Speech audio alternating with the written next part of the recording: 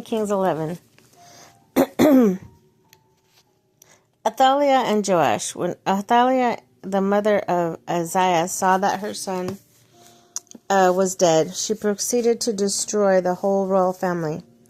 But Jehosheba, the daughter of King of Joram, the sister of Ahaziah, took Joash, the son of Ahaziah, and stole him away from among the royal princes, who were about to be murdered. She put him and his nurse in a bedroom to hide him from Athaliah, so he was not killed.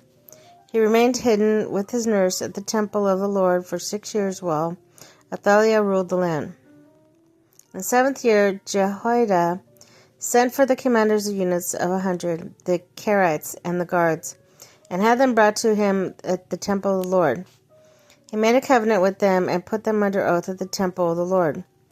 Then he showed them the king's son. He commanded them, saying, "This is what you are to do.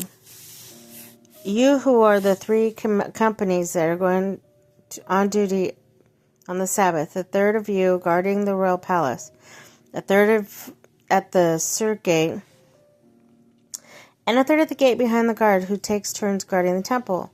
And you who are in the other 2 companies that are normally go off on Sabbath duty are all to guard the temple for the kings. Station yourselves around the king, each of you with a weapon in hand. Anyone who approaches your ranks is to be put to death. Stay close to the king wherever he goes." The commanders of the units of 100 did just as Jehoiada the priest ordered. Each one took his men, those who were going on duty the Sabbath, and those who were going off duty, and came to Jehoiada the priest. Then he gave the commanders the spears and shields that had belonged to the King David, and that were in the temple of the Lord.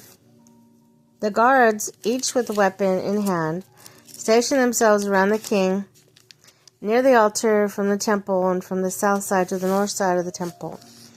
Jehoiada brought out of the king's sons and put a crown on him.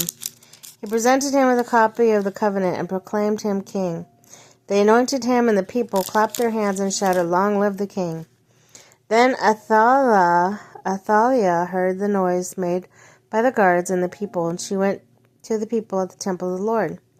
She looked, and there was the king, standing at the pillar, and as the custom was. The officers and trumpeters were beside the king, and all the people of the land were rejoicing and blowing trumpets. Then Athaliah tore her robes and called out, "Treason! Treason!" Jehoiada the priest ordered the commanders of the units of 100, who were in charge of the troops, "Bring her out between the ranks and put to the sword anyone who follows her." For the priest had said she must not be put to death in the temple of the Lord. So the place seized her as she reached the palace where the horses enter the palace, where she was put to death. Jehoiada then made a covenant between the Lord and the kings and the people that they would be the Lord's people. He also made a covenant between the king and the people. All the people of the land went to the temple of Baal and tore it down, and smashed the altars and idols into pieces, and killed the Matan priest of Baal in front of the altars. Then Jehoiada the priest posted guards at the temple of the Lord.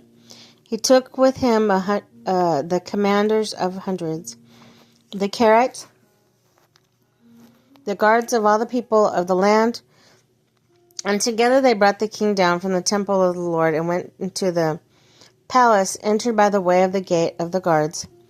The king then took his place at the royal throne.